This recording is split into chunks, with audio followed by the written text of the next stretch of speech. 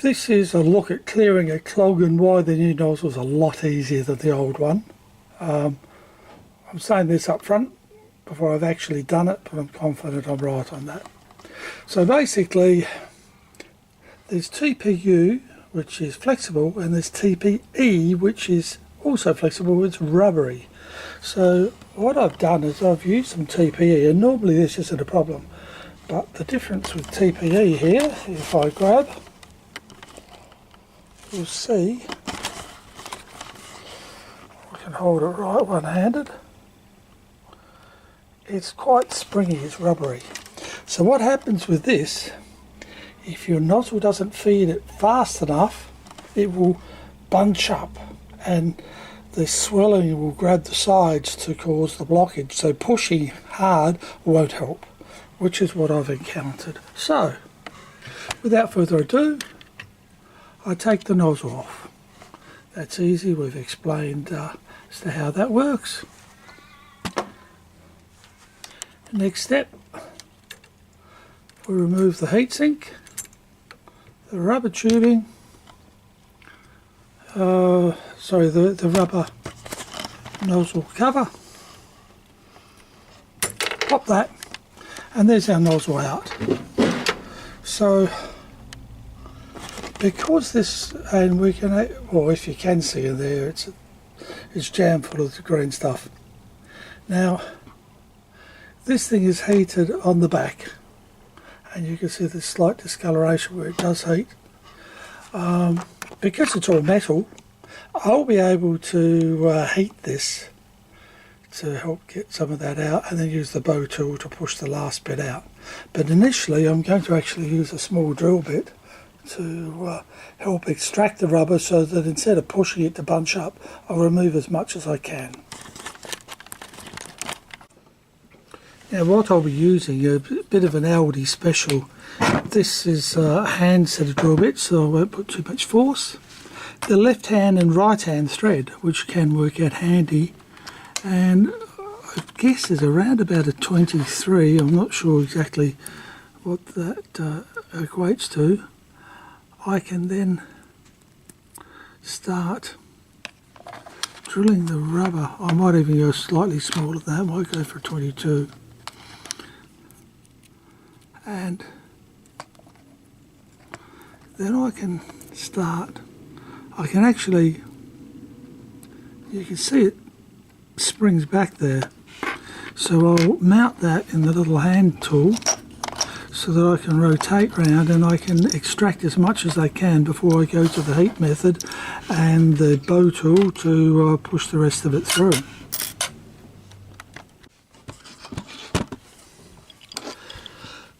Being an all metal hot end, I can literally heat this up to melt the rubber inside and poke it out, but at the moment I'm trying to convince some of the rubber to come out, which isn't looking that successful either. So it may well be that I'm going to have to just go straight to the rubber, so I don't want to flare the tube too much. I will try a very much smaller rubber to see if I can get inside, but we'll see how we go on that. Okay, I've gone for a smaller drill bit, and with this I'm managing to break up the rubber.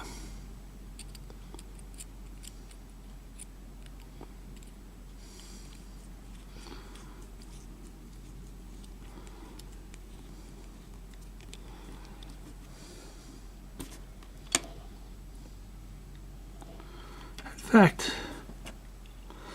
there came out a chunk of it, which probably is what's needed. There's another chunk further down I can feel. If I'm going to get out or not, I don't know yet, but that's actually red, which is the Ninja Flex before it. Ninja Flex is an absolute shocking material. It tends to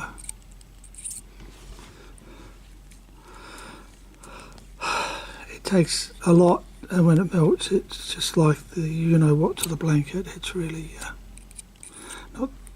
not great. But in any case, I've now reduced the green. The green was jammed up against the red, and I'll just see if I'm getting a little bit of that out. So I'm down to about there, but there's still a chunk in there. So this is all before the heater block area.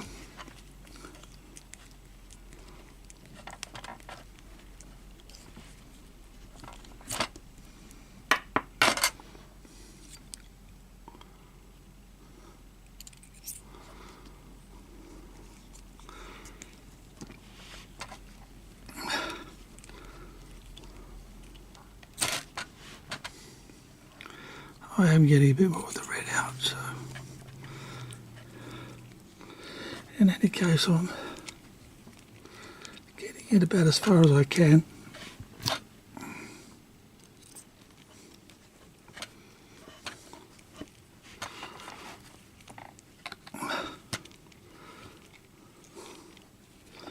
This is the perils of not having spare parts at the moment. There's a bit more of it came out there, because I'd normally just put another nozzle in there to get all the testing done, but that option's just not available to me, so I've got to see what I can do here.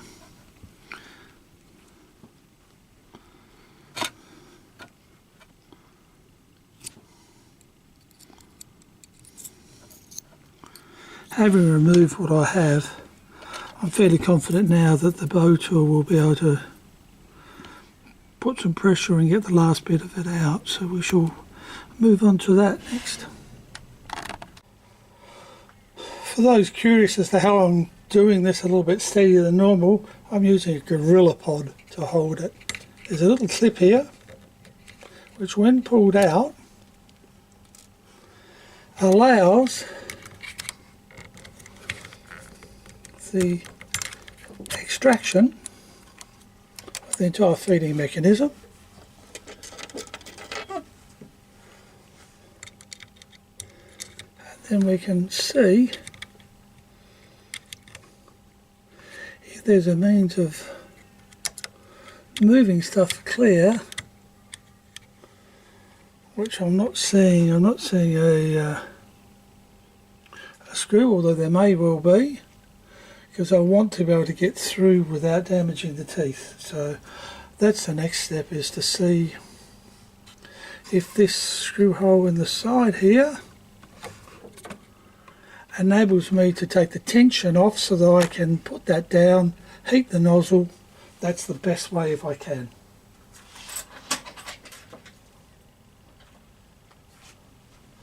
So next step, finding the right Allen key, which is the smallest one, backing off the tension,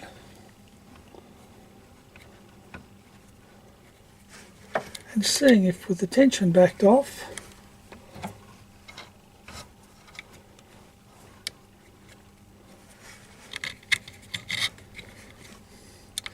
I can now push the rod right through, which means without damaging a turning gear I can clip that nozzle in, preheat, and get this nozzle cleared. So without further ado, I'll move on to that. I won't bother to put the heat sock back on. I don't see that being an issue at all. That's now that ready. I can put the front fan on for what it's worth, because we don't need to see anything in there, but what we will see is we'll see the result of being able to heat up the nozzle and go from there. Okay, this is the next step. We go into settings. Under settings, let's see what we've got. No, it's not that one. Nor that one. Okay, I'll look a little bit further. Okay, that's where we do it. I can go to here and so give it 240 degrees nozzle temperature. At that, we should be able to purge it through. This will give you some idea as to how quick it heats up to. So, annoying, yes, but is it easier to work on? That's a resounding yes. So, yeah, compared with my filament issues I've had on AMSs, this is a lot easier to deal with, which is really good because I'm keen to get some stuff going, and I won't be putting the TPE in there. I'll pick a different colour and stick to TPU for the time being. I'm not even sure what caused the initial clog. It may have been something else, but in any case I know that that TPE is pretty crazy stuff to get to behave properly.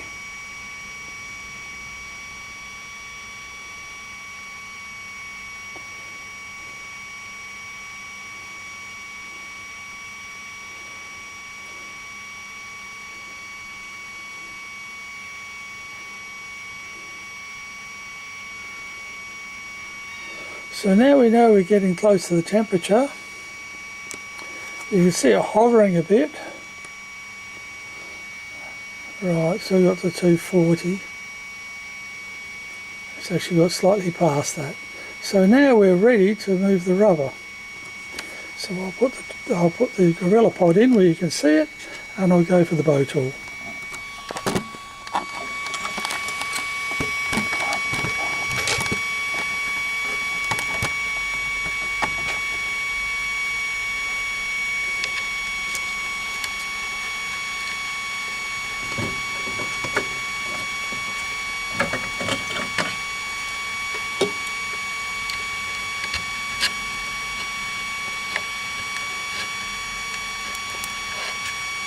As you can see, the green TPE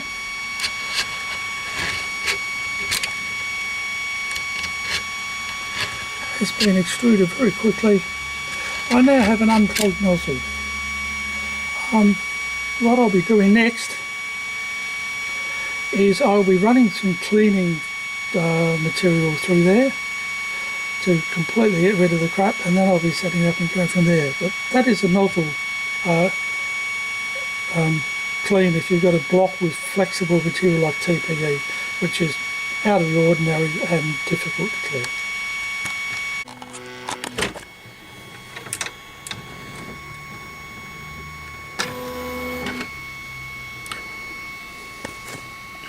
Okay,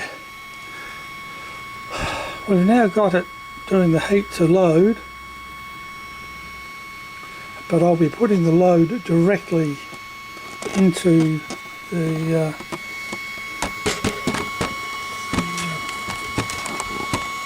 printhead. Let me just get this Gorilla Pod into some semblance of order so you look at the base.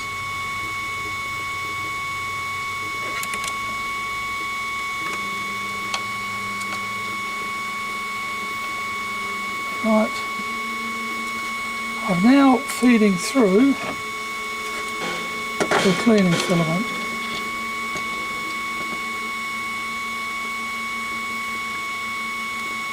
Chances are we're not going to see it because it's going straight down the poop chute.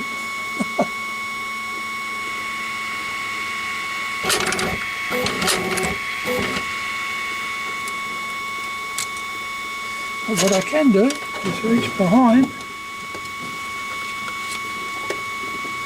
and hopefully find what it's dropped and show you.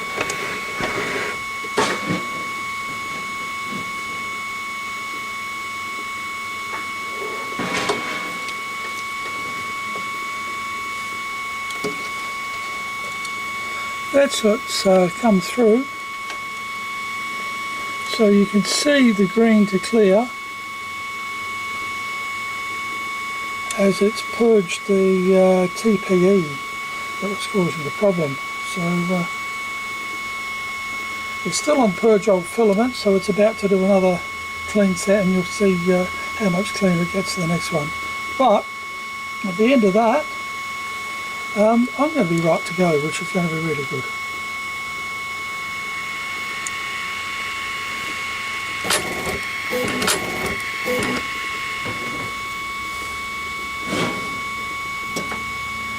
The next purge, you can see we go from a light green to completely clear. So that's now done. That's done the cleaning filament. What I'll do now is I'll just go get that out and put the feeder back in. And as we know, I'll put the little plastic clip on that collar. That's the retaining collar, so that's going to be there so you can press the filament in, and there we go.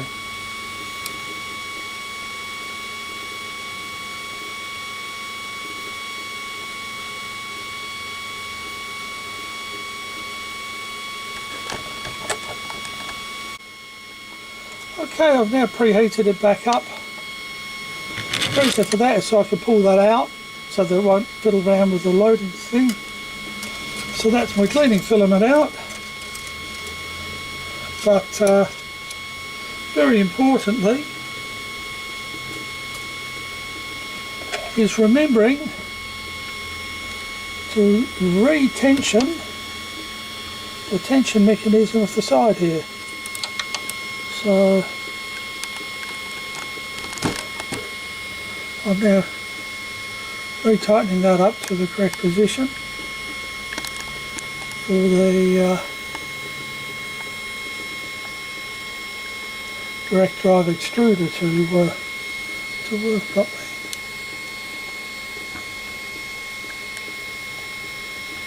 That's now correct.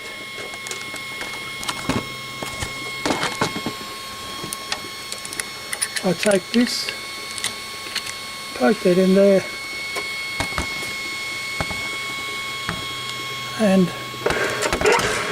apologies for the lighting, it's just damn difficult when I don't have an assistant.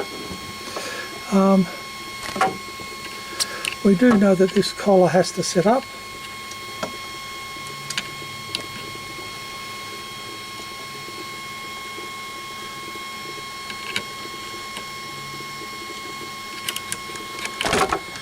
Now put the clip in the collar. That's now correctly fastened. So cover on.